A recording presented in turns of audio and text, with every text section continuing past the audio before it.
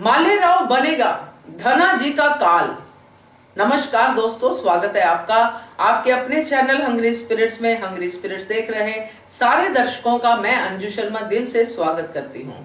तो मालेराव जो देवी अहिल्या और खंडेराव का पुत्र, जैसा कि देवी अहिल्या ने कहा मल्हार राव होलकर का खून उसमें बह रहा है, तो वो डरपोक तो नहीं हो सकता है। और मालेराव जिसने वो कर दिखाया है जो अभी तक किसी ने नहीं किया है, वो कुछ तो आगे करेगा ही करेगा।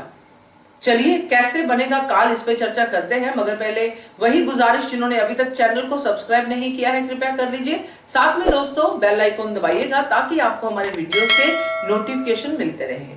तो धना जी सरदार जो इतनी देर से भागे हुए हैं, दर दर भटक चुके हैं, अब उनकी एक ही मंशा है कि कैसे भी करके मल्हार सरकार को नीचा दिखाना है। वो दुश्मन जो कभी दोस्त था उसको मुझे नीचा दिखाना है। अपनी गलती नहीं मानते हैं, उनको यही लगता है कि मल्हार सरकार के कारण मेरा ये हाल है, इसलिए वो बार बार प्रहार करते हैं मल्हार सरकार के परिवार के ऊपर। और अब ये मालेराव को उठाने वाला उनकी जो योजना है उसके ऊपर। तो मालेराव को तो उठा लिया। अब जो मालेराव होश में आते हैं और धना जी सरदार की गर्दन पे तलवार रखते हैं, तभी धना जी को समझ जाना चाहिए था कि ये ऐसे ही बालक नहीं है, ये शूरवीरों के खानदान का बालक है, ऐसे ही नहीं टूटेगा। मगर तब भी धना जी सरदार ने हल्के में लिया और फिर बोला बच्चा, ऐसे करके जो भी है छोटा बच्चा है, मासूम बच्चा है। मगर दोस्तों जब उन्होंने पकड़ा मालेराव को, मालेराव जैसे उन्होंने बर्तन उनके सर पे मार दिया, दांतों से काट लिया। आज तक धना जी सरदार भागते रहे हैं, किसी ने उनको जख्मी या उनके ऊपर चोट पहुंचाने की कोशिश नहीं की है। कोशिश की भी हो तो कामयाब नहीं हुए हैं। मगर मालेराव ने ना सिर्फ उनका सर फोड़ा, उनका हाथ पे काटा, बल्कि वहां से भागने के लिए भी पूरी तरह से उन्होंने जंग लड़ी। तो जो गलती धना जी सरदार कर रहे थे कि ये मासूम बालक है, छोटा बालक है, ये तो कुछ करेगा नहीं, वो गलती वाकई में उनको भारी पड़ने वाली है।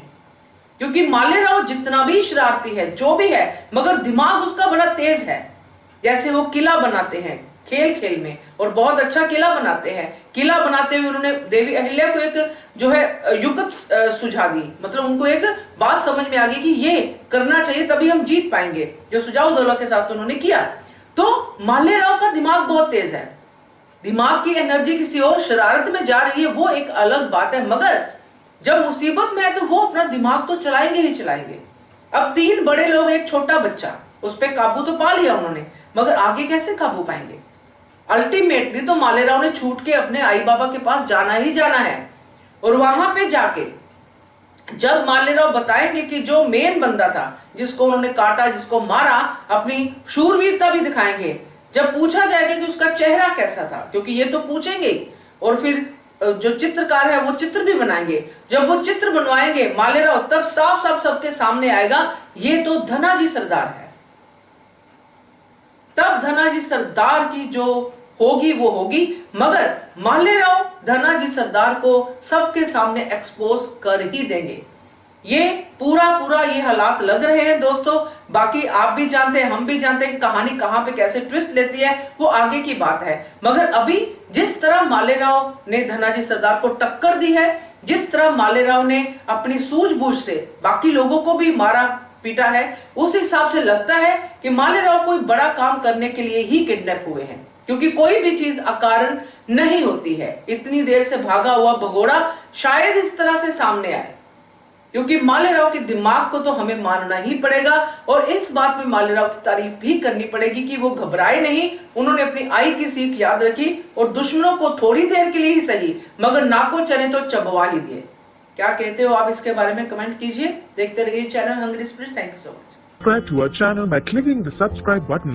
Click the bell button and enjoy the latest uploads from our channel.